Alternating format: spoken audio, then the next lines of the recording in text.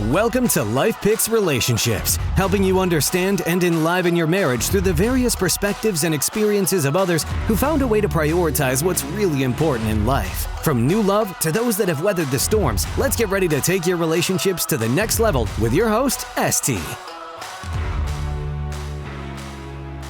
Hey Life Picksers, hope you're having an awesome day. I am super excited. We're on episode 195 already, almost up to 200, where we are answering your questions that you guys submitted on marriage. It's an awesome episode. Yeah, I already recorded it before this one, and I know you're going to love it. But I am excited for today's episode because you're going to love this one just as much. I mean, I hope so. Let us see. It's another therapist and couple, and let's make it fun. The therapist is a therapist who has 4 boys. She's an author and podcaster of stretch marks to all amazing moms. You will want to go and check her out at ambertrueblood.com. Thank you so much, Amber, for being here. I am excited. And for our couple, we have BarbieJo and Garrett Hatch. BarbieJo is a professional organizer. BJ is also a podcaster of Don't Get Lost in the Laundry. And Garrett is a farmer who is actually away now on the road working. So I hope this will be okay. He'll be able to actually answer us. Right now we can't see him. He's just listening in here. But maybe he'll be able to come on soon. Thank you so much, guys, for being here. I'm excited. Amber, you want to start by telling us a little bit about yourself and exactly what you do? Sure. Thank you for inviting me here. I'm excited to be here and speak to your audience and this awesome couple. My name is Amber Trueblood. I'm a licensed marriage and family therapist, author. I'm also a podcaster, and I'm a mom to 4 boys that are between the ages of 8 and 13 right now. And I basically primarily help moms and couples learn some practical tools that they can help in their everyday lives to assist them when it comes to communication, when it comes to practical self-care, when it comes to parenting, and all the fun and interesting adventures and challenges that that are involved in a relationship and a couple, and especially if you have kids as well. Awesome. So BarbieJo and Garrett, thank you for being here. You want to start by telling us how you guys met? Oh, okay. Well, that's a story. We were both at Utah Valley University, and I didn't know, but I lived across the street from him. And one day I told my roommates, let's get to know the neighbors. I don't know anybody in the neighborhood. Let's get to know the neighbors. So we made miniature loaves of banana bread and decided to take them around to meet the neighbors. And we were down to our last loaf. And I said, let's take this one home and eat it ourselves. And my roommate said, you know what? There's this one apartment full of boys from Mexico. Let's go over there. And I said, nah, that doesn't sound fun. Let's just take this home and eat it. And she's like, no, I promise you'll love these guys. So we went, and lo and behold, we entered this apartment jam-packed full of cousins from Mexico, and they were all watching a Lakers game. And they welcomed us in, and they sat us down and said, who are you cheering for? And I remember looking at the TV and seeing the color purple. And I was like, oh, that team, the Lakers. And they were like, good answer. Anyway, so it just went from there. We got to talking, and I had mentioned that I was having car troubles. So Garrett sat me down next to him, and he's like, you know what? Let me take a look at your car, and I'll see if I can fix it. And I said, oh, don't worry about it. I have to go to class tomorrow morning. And he's like, no, you can take my truck and I'll look at your car. And I was like, wow, I just met you. Okay, thank you. So he did. He gave me the keys to his truck. I left my car with him. And when I got home that day, he had replaced my alternator. Like, not just some small little thing. So I had no idea what an alternator cost. So I said, well, let me make you dinner. So I ended up dropping off a casserole on his doorstep, and I asked him, what are your favorite cookies? And he said, pinwheel cookies. I said, great. I have a recipe from my grandma. So I made these old-fashioned pinwheel cookies, and it took me like 2 days to make these cookies. Come to find out, they were disgusting to him, and they were not at all what he was talking about. He was talking about like a chocolate vanilla swirl cookie not these old-fashioned pinwheel date cookies. So that kind of bombed on me. And then in return, he was so sweet. He said, well, let me take you out. I'm leaving town. Let me take you out. So we go on our first date, and it was fine and well. And then the next day he left town, but he had left a note on my car. I didn't know it was from him. And it was attached to a leaf on my window. And I thought, what is this leaf? So I threw the leaf, opened up the note, and he said, I left you this leaf because I couldn't find any flowers. And I just wanted to say, have a great week. And then he signed it with his autograph, like his full-on signature. And I was like, who is this from?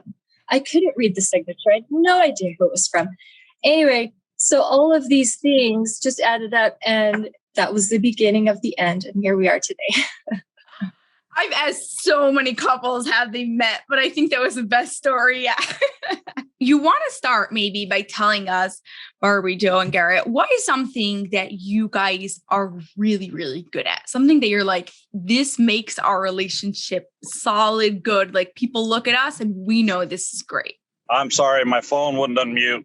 Oh, no problem. Yeah. So answer back the other question. I'm curious. Look, the story is somewhat accurate, but there's more to it than that. But we'll leave that for another day.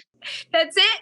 Did you like it? Like, what were you thinking at the time? What were you feeling? Like, did you think it would get to where it was?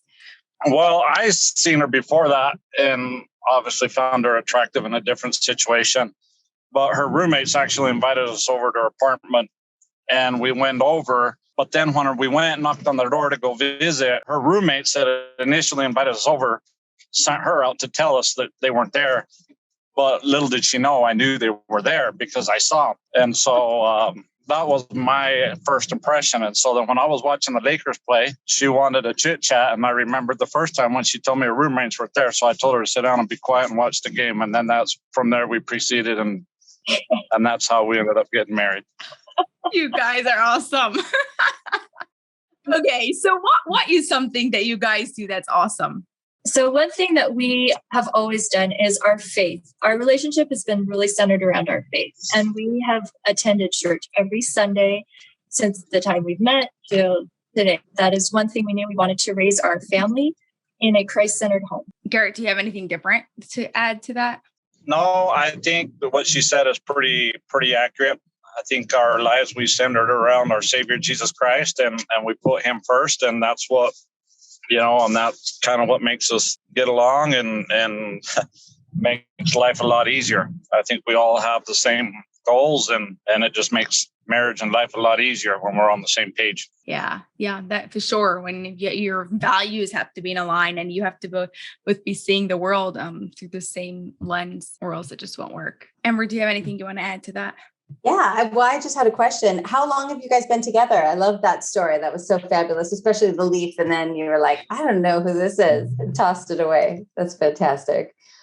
How long ago was that? Okay, so that was 20 years ago. Okay. 20 years ago. Yeah, we've been married 19. And how many kids do you have? You have a family now, you said? We do. We have 5 children, ages 17 to 8. Got it. Okay. That's really similar to you. Yeah. 17 to 8. Okay. Beautiful.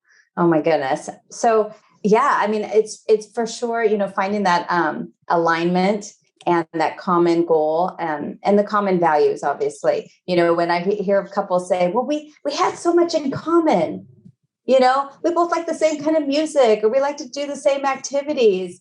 And, if you don't share the same fundamental values and priorities, then you know what? It's not a person you want to go to the movies with anymore, or go see that concert with anymore, But if you really, really respect and care for the person, and you feel connected emotionally and psychologically, then you'll do whatever. You know what I mean? You'll go wherever with them, because it's not about the thing. It's not about the activity. It's about making them happy because you respect and care for them. So and I think that's something when we first start dating, it is magical that you guys both knew the importance of that from the beginning. I feel like that's often something that people miss, because there's excitement when you find somebody who enjoys the same activities you do.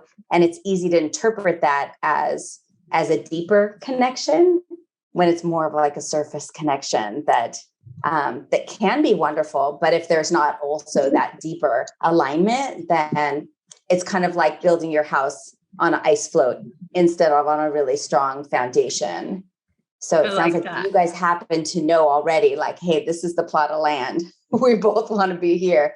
Let's build it on top of this. Not that you're going to have those, not that you're going to, not have those days with the crappy weather and, the occasional hurricane that comes through, but you have that stability built. And so kudos to you for like finding somebody and then being able to acknowledge that right away, that was something really important to you. Yeah, I'm curious. That's how you started your relationship 20 years ago. What's it like now after all those years on that strong foundation? How did it change? What's similar? But really nothing has changed since day one. That foundation is still very important to us and will be the foundation of our family. And we came from a big family. I came from a big family, and we're extremely close to our families. So we wanted that for our children too, within our own homes. So, that was always a priority. That was always focused, building family relationships and just staying close religiously and, emotionally. Yeah. Now, in general, how has your relationship changed 20 years ago until today? So I would say it's gotten a lot better, for sure. We didn't understand each other on the level we do today. And I say, you know what, marriage is hard. It's a lot of work, but it is still so rewarding if you're willing to put in that work, because it's not going to always be fun and it's not always going to be beautiful and nice, but you learn and you grow. And that's what makes it what it is today. So the value I put on our relationship today is far more valuable than it was when it began. Relationships are deeper, our bond is stronger, our connection is on another level now. Yeah. That's beautiful. I think, I was going to say that when you have those, there's 3 areas that I think are most likely to really rock a relationship. And that's when you have financial difficulties and you have different ways that you want to respond to those financial difficulties or challenges. That can be really challenging. When it comes to parenting, if you have very, very different fundamental parenting styles, that can put a lot of pressure on a relationship. And then really fundamental communication issues, styles of communication, which I actually think that one's potentially the easiest one to switch, but it's often also the most common one because we kind of come in expecting that the other person communicates the same way we do. And that's seldom the case, right? We're like, well, how come they don't understand what I'm saying? It's so clear to me, so clear what I'm trying to communicate. How are they not receiving this? Like, my girlfriends get it, my parents understand, but like, he's just not hearing it or she's not hearing it. And so I think that's one way that we really can grow to feel so much more connected with our partner, because instead of interpreting their miscommunication with not caring about us, not respecting us, not appreciating us, or not even feeling safe sometimes, after, through time, we realize, I have to say it like this, and then they can hear what I mean. And so I feel like that's a very typical thing that can happen over the course of a long relationship, where you learn to take it less personally. You learn, it's how I said it, or when I approached it. Like right now, he's on a job site. Maybe this is not the best time to like approach a challenging issue where you really need his full attention. You already know that, you know that by now. But some people in their early relationships will be like, well, I want to talk about it now because this just happened. I'm really upset. We need to deal with this, And you soon realize that it's not serving you to bring it up at a time that's not, where somebody's not well fed, maybe hasn't slept, is stressed out about an upcoming meeting. There's all of these little communication tweaks and tactics that I think you learn, right, as you go. And then you become to less take their reaction less personally, because you realize, he's upset about this. He's thinking about that. It's not about me. And then you can have the conversation at another time. So I'm guessing, is that something you can relate to? Yes. Yeah, you're like saying, hey, you understand each other better, and you learn the ways about how to speak to each other, even what different topics are more sensitive because of certain things that that happened in his childhood or things like that, and then you just more aware to be more sensitive or speak about it in certain ways because you know each other better and know more. I'm curious to hear, Garrett, if you think there's something different over the past 20 years that also changed and became really good. So what is something challenging in your relationship? Like, it's doing amazing, it's doing great, but you're like, this needs a little bit more improvement.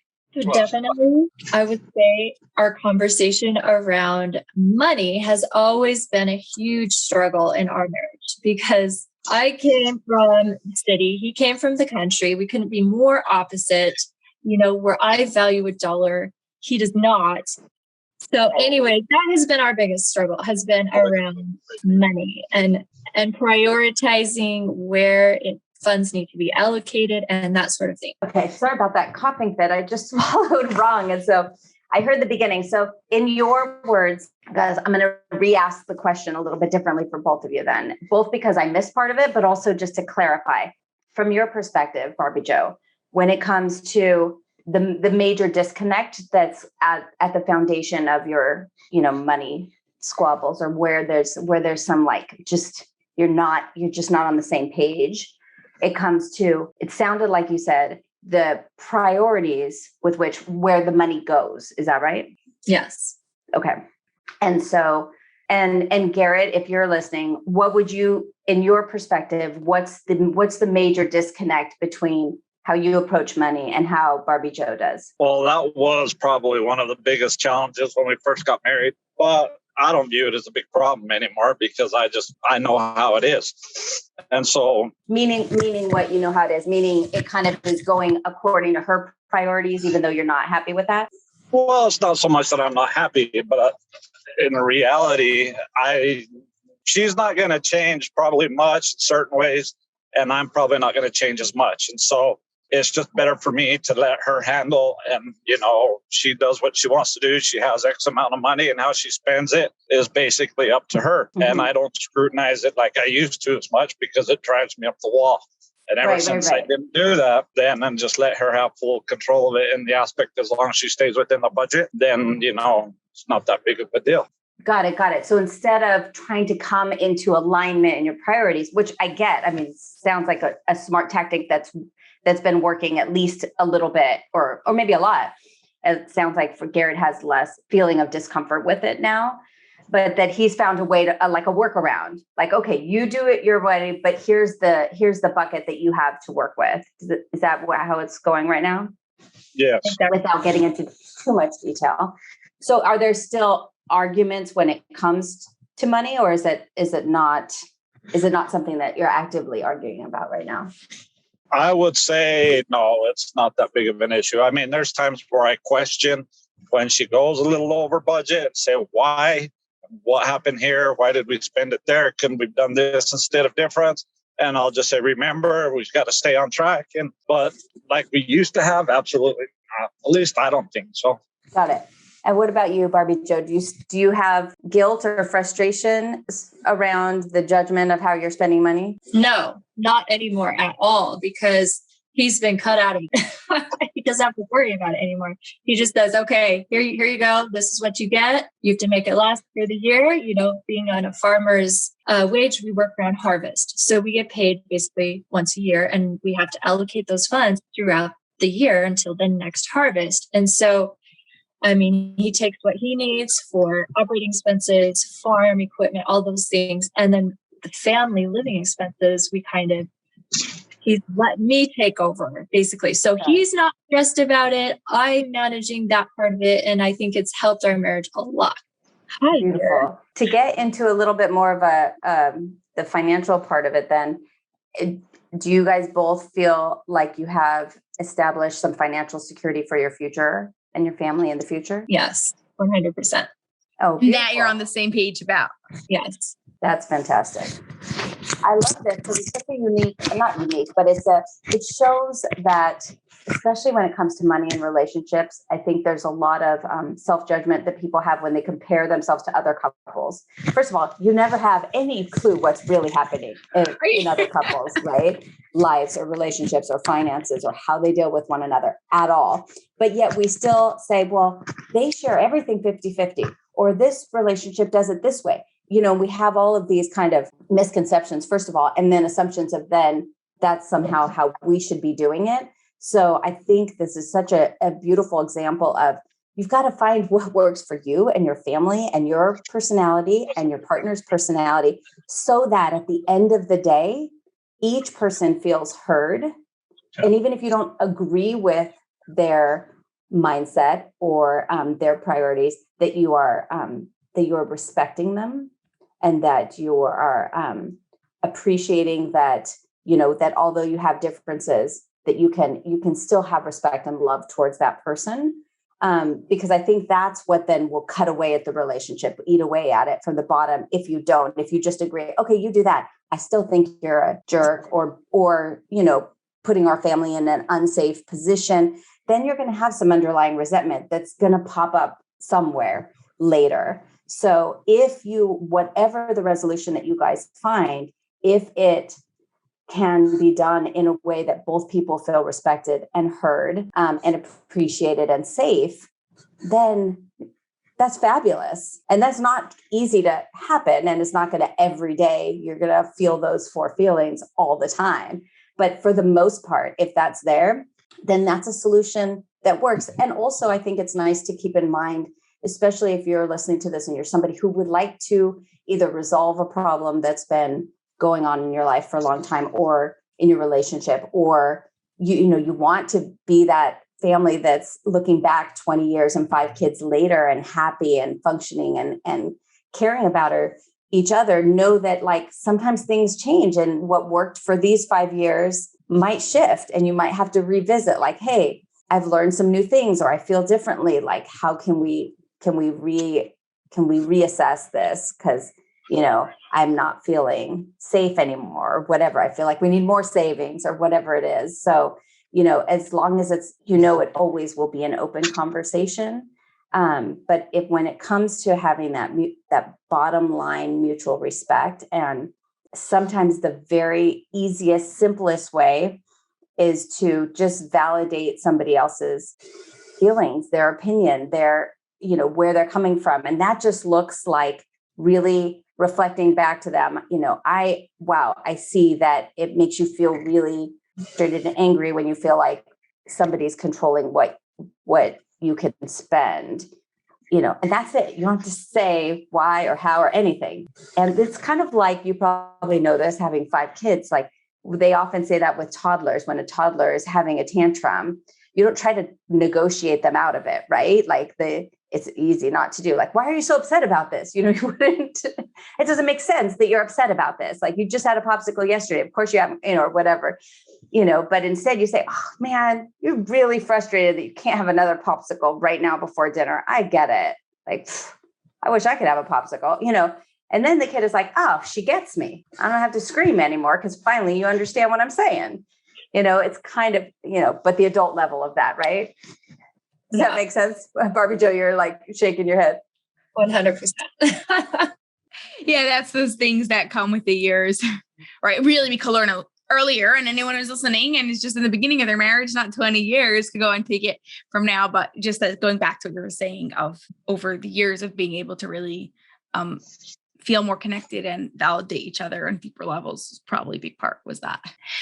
I'm curious to hear, BarbieJo and Garrett, is there a question that you've always wanted to ask a therapist on marriage? What was that question? Go for it. Do you have one? Whoever is not watching, by the way, their faces are hilarious. I honestly don't have it. I give pretty good advice too, so I consider myself a therapist without the diploma. So I don't know. I honestly don't have any questions. That's Here, it. I have Legs a question perfect. I have a for you, Garrett. Then, what advice would you give to a new couple, to a couple that's kind of just still in that beginning phase? What tips would maybe for the husband, so to speak, Like, hey, I wish I had known this when I was, 22 and first married? Well, I'm going to be honest. I mean, BJ and I, we've had our ups and downs, obviously, but BJ and I come from way extreme, different, total opposite. I come from a family of 6 brothers, no sisters, raised on the farm, hard workers, don't put up with nonsense. And BJ comes from nothing but sisters. And so it was real hard at first for BJ to understand where a guy's coming from. And it was really hard for me to understand where a girl was coming from, because my mom wasn't very feminine. She wouldn't do her nails. She doesn't do her hair. She was kind of one of those old school farm girls herself. So at first it was kind of hard, but the thing that I would suggest to answer your question, to where I kind of had to learn, because you always don't, even though you're right, and that's like in parentheses, or you think you're right, just take the higher road and don't argue back, because that just escalates the problem. And so I've had to learn with time, even though my wife will say something that's just like bizarre or crazy, I'll just say, "Oh, I'm sorry, darling," or "Oh, that sucks," or whatever have you.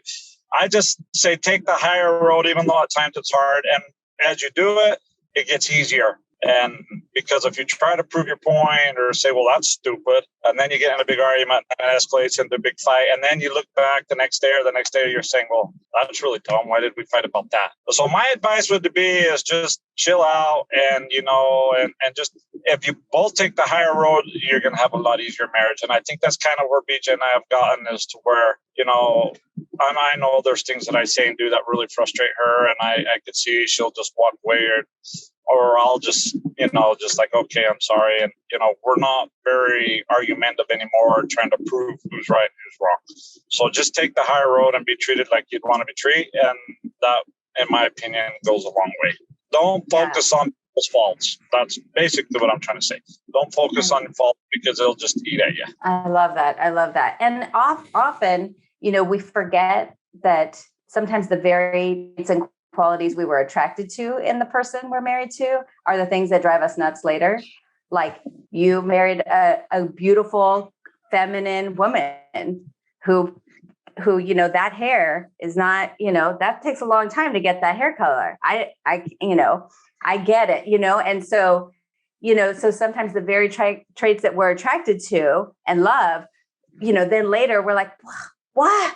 Why are you spending that much money or time? Like, are you kidding me? This is, 7 hours and $200 or whatever, And so, I see that a lot in relationships, where there's a flip side to every characteristic and trait. And I love this idea as when you're a parent too, because sometimes, the traits that will be driving us crazy in one of our kids, fully, if you ask yourself, is this a trait or characteristic that's going to serve him or her as an adult, or in certain jobs and certain, professions? Man, this is an amazing trait. Drives me nuts at the dinner table, but this is something this kid could use in a beneficial way in their life. Yeah, and then don't crush it. Instead, show them how to use it the right way. Yeah, show them where this is going to serve them and where it may be tricky, or how to reel it in. Like, we use terms all the time, like, know your audience.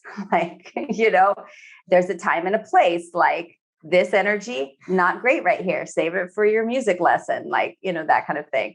But I love what you said, Garrett, about really, knowing, like, knowing what's worth fighting for, knowing what's worth fighting about, and then also apologizing. Like, I recently was speaking with somebody about this apology practice. It was one of my private clients.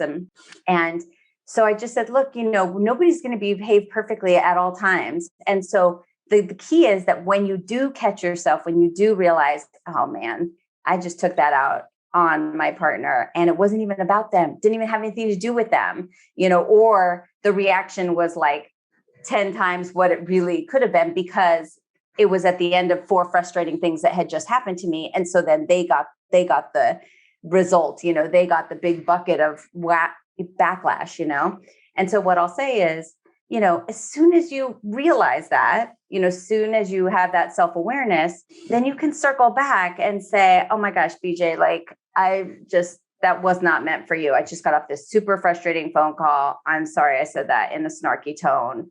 It wasn't about you. And I also encourage people to do that in front of their children, because, man, when they see it modeled, first of all, like the respect, first of all, they see we're not perfect.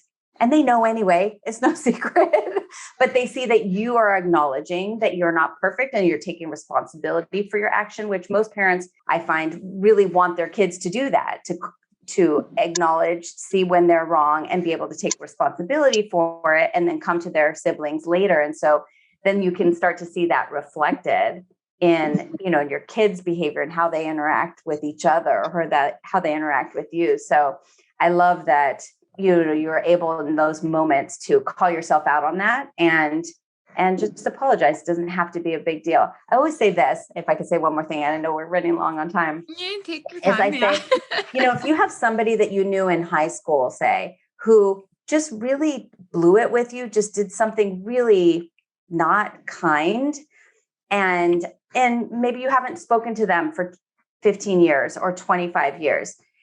If they, out of the blue, sent you an email and said, hey, that time in high school, I know we haven't talked in so long, but when I did this and I said this cruel thing, I've thought about that since then. I'm sorry. Like, that was really crappy. And I just wanted to let you know that I know that. And I'm sorry about that. For most people, like, that would mean a lot.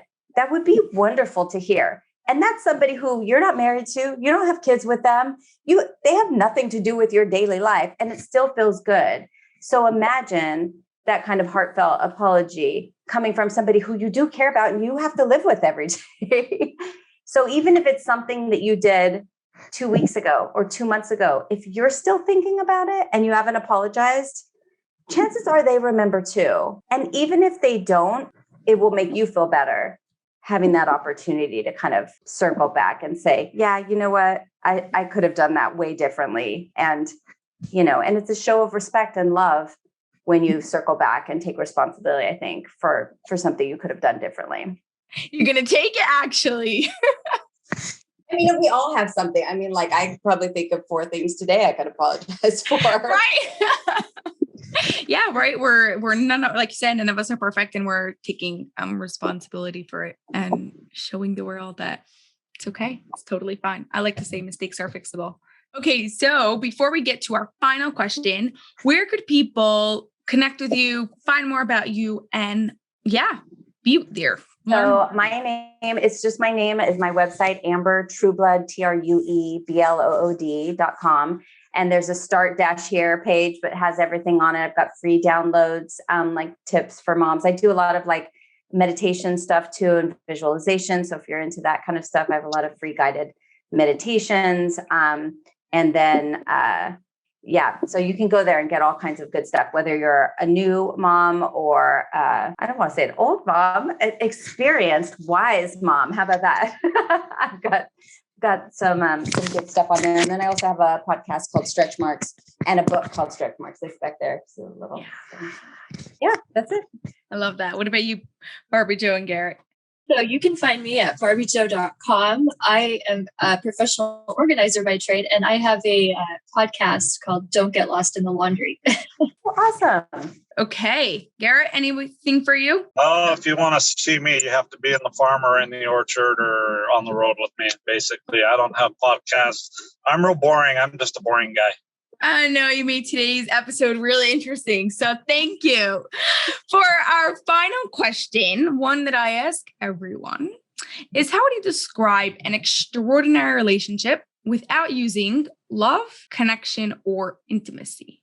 Okay, I'll go first. It's finding an imperfect person and being able to love them perfectly. I like that so much.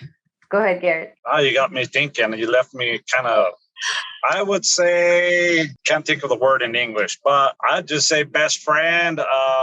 You can't say the word love, so I don't know. I'm not one with words, but I'd just say, I don't know. Whatever BJ said is good. I'm a little bit more rough around the edges. I'm a little bit more brusco, as they say in Spanish. BJ's real good with words, and she'll make you feel warm and fuzzy inside. So that's not one of my fortes. I can admit my weaknesses, and Amber would appreciate that because I know my weaknesses. I love it. So I would say, well, I really want to hear what the Spanish word was, Garrett. That's for the next podcast. Pero hablo español, so quiero ser. All right. Muy bien, entonces podemos hablar en español. Okay, you now have to translate for me. I'm way too curious. Okay, so It's a good thing I didn't yell over someone here in Spanish, and you would have known what I said. Yeah, I think I learned those words first. So I would say that an extraordinary relationship is one that functions well through change, where both parties continue to feel supported and connected and appreciated. I like that so much. Yeah, it works really well and together what BJ said, like another perspective on it. Well, you guys, this was fun. Thank you so much for arranging your schedules, constantly changing them so that way we could all four be here together. I really, really appreciate this. Thank you. Thank you. Thank you. It's been fun. Thank you. That's all for this episode of Life Picks Relationships, and we have a huge favor to ask of you that will not only support this show, but also give others what they need to take their marriage to the next level. We're striving to have 1 million downloads per episode by December 31st, 2025, so please share it with your family and friends so they can turn their relationship into an extraordinary one.